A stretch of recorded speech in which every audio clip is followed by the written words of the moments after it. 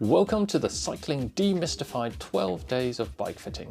If this is your first time here, I'm your host, Wei, lead bike fitter of Foundation Bike Fit, and I'll be joined by my fellow fitter Matt and our in-house mechanic Ev from Frequency Cycle Works.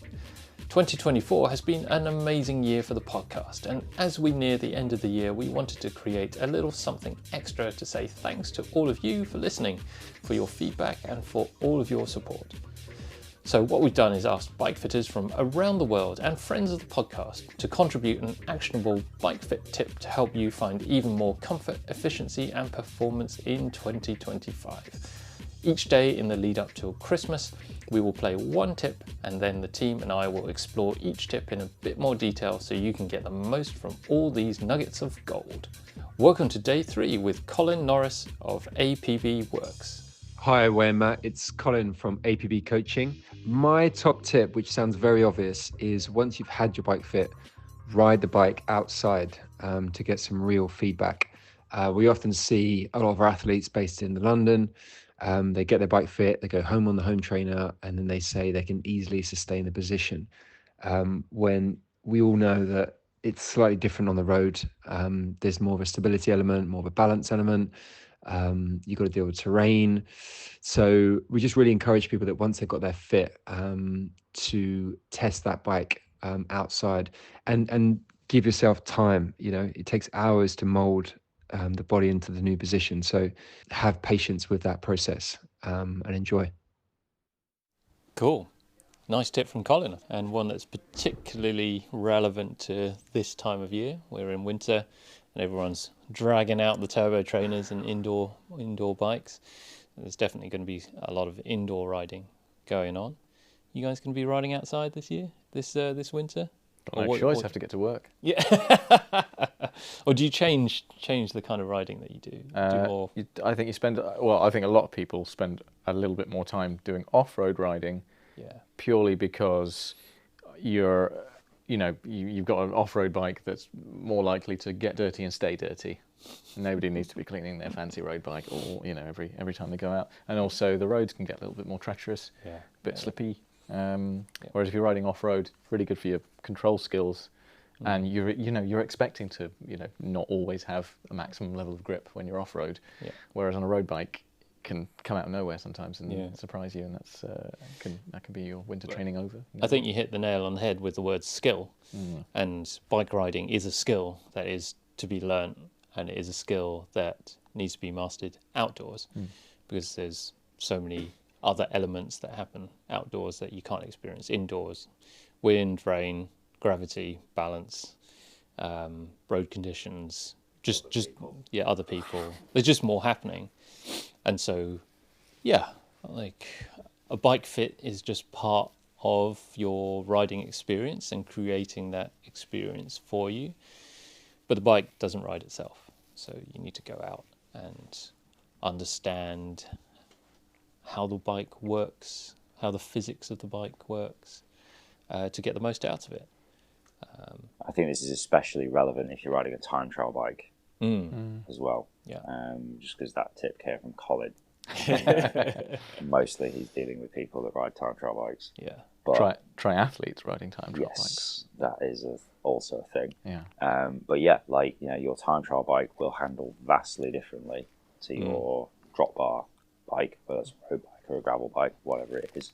Because of the weight distribution. Because of the weight distribution, exactly. Talking about in the previous tip. So making sure that you understand how your body is interacting with that position, regardless of what bike it is, and what you need to do and how you need to manipulate your body in order to make the bike do what you want it to do. You can only learn that from riding outside.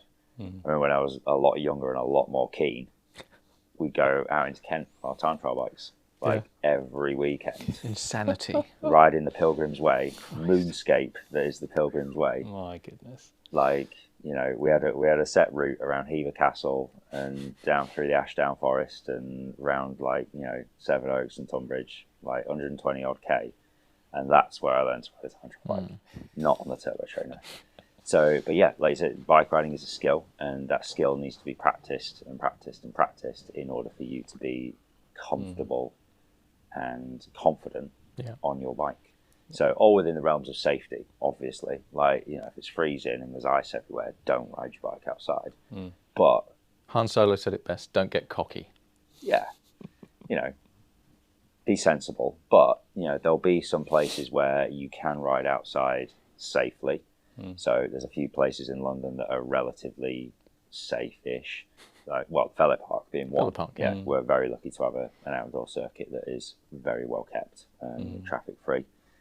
There's a few other places around town where you can go out and ride your bike in relative safety compared to the open road. But yeah, be smart about it. Like, you know, don't take on any unnecessary risks, but learn how your bike feels under different terrains, different conditions, different road surfaces, and how gravity affects you, how your weight distribution affects you from different bikes, all this kind of stuff. What you don't want to do is spend a whole winter on the trainer, have epic amounts of power, and then not be able to go around the corner. Or not make use of that power. Exactly, yeah. All that work that you put in. So I think, you know, Colin, at the risk of stating the obvious, that's a super, super important tip. Yeah. Like, you know, bikes are riding outside, otherwise you may as well just get a Peloton. And you need to hone that skill. Yeah. And one of the tests we do here, especially for time trialists and triathletes, is to see if they can do a complete lap of the Fellet Park circuit in their aero bars, feel comfortable going around a corner, going up a hill, changing gears, all the rest of it. If you can do that lap and feel comfortable and in control, then you're in a pretty good place. But it does require some finding a place which has minimal traffic, and I think that's what's the really good thing about the Fellet Park here. You can just concentrate on your bike riding rather than, you know, if that car's going to come close to me or not. I do find that tip quite funny because Colin spent the vast majority of his pro career on his balcony in Hackney on a turbo trainer. Well, He did all right. Yeah, he did all right. Just going in straight lines most of the time. If you don't want to ride outside, pick your course. Yeah. That's a good tip. That is a tip within a tip. All right, thanks for your tip, Colin. Ta. Thanks for listening, and tune in tomorrow for another bike fit tip from the Cycling Demystified 12 Days of Bike Fitting. If you've enjoyed what you've heard or found any of the information has made a difference for your riding, we would be super grateful if you could do two things. Firstly, we'd love it if you could leave us a 5-star rating or review, as this really helps other riders find our podcast and access the same useful information you've been enjoying. Secondly, tell your friends on the next group ride to give us a listen. The more you can spread the word, the more riders can find a better ride. Thanks again, and catch you on the next one. Suffering from numb hands, tingling toes, and any other persistent discomforts when you ride? These are all signs that your bike fit could be improved. If you're bike fit curious, get in touch with Way or Matt by emailing info@foundation.fit or finding them on Instagram @FDN_bikefit.